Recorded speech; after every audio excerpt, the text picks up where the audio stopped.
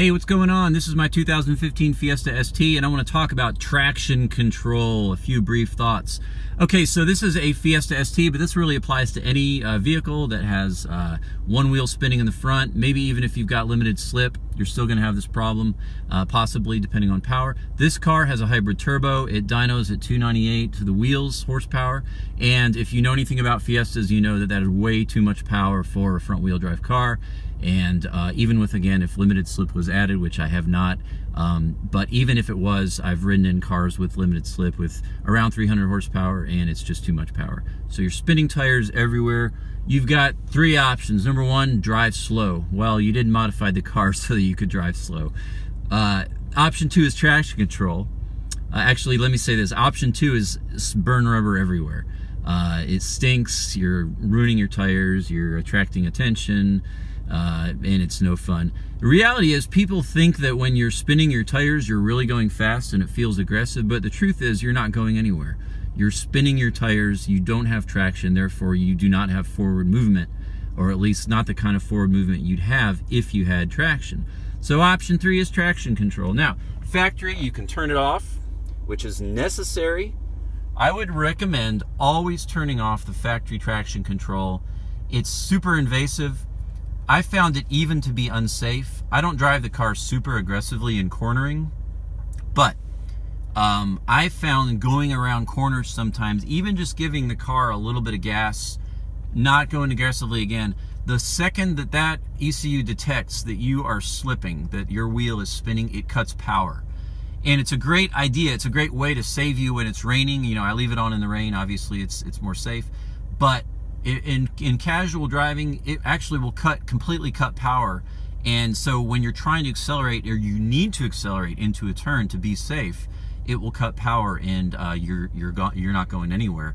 And I've had that happen to me once, where actually it didn't put me in danger, but I realized this car is in control more than I am. So it's not helpful if you have a car that's got modded, it's got a custom tune, a bigger turbo, hybrid turbo, and you try to use factory traction control. Anytime it feels the car's slipping the tires, it just pulls power, and your car's going to shake around and stutter, and it's just unpleasant. So the solution is Cobb access control, Cobb access port traction control, and let me show you real quickly how this works. This is something you can read on the Cobb website. Just read it. Just do a search for traction control. Stratified also has a traction control that's very well written. You can read on their website. But the access port comes with the traction control option. In the default is off. Okay, so you go to tune and you go down here to adjustments, and the default under enable traction control is off.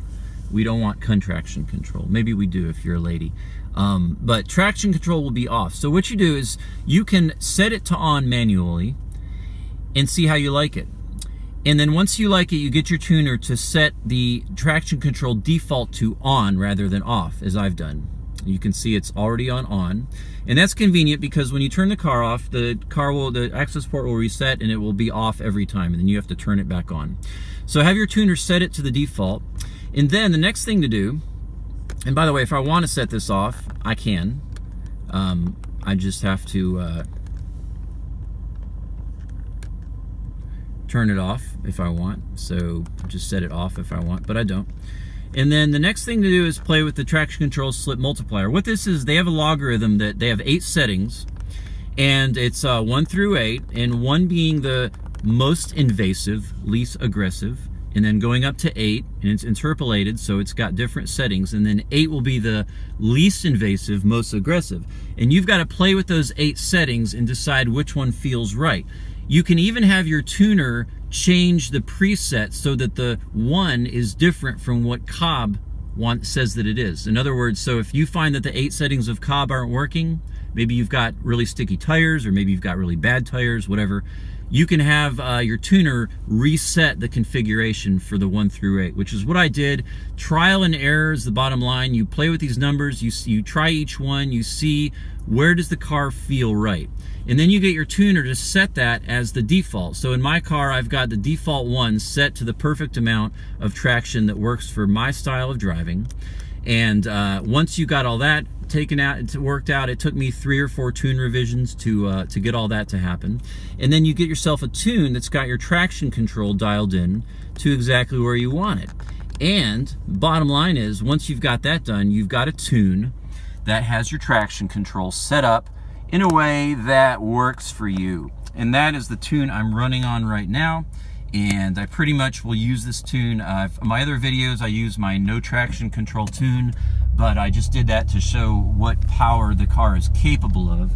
But this is the tune I drive on most of the time. It's got my traction control dialed in to where the car will not slip. It won't burn tires. The moment that it senses it is losing traction, it cuts power, it cuts timing, and I have traction, and everything's wonderful. I'm not burning my tires up, I'm not leaving streaks in the road, etc. And I'm going to demonstrate what that looks like here in a second gear run.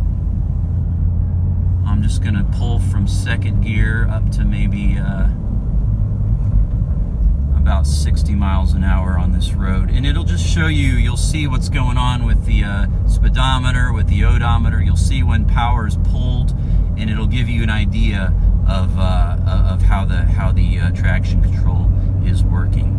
So this is Cobb traction control, custom enabled for this car, for this level of power. And here we go.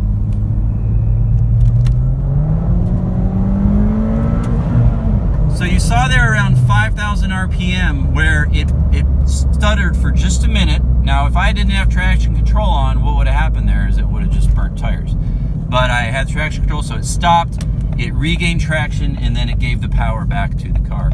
And hey, it's a great feature if you've got a car, again, that's got the problem this one does, no traction.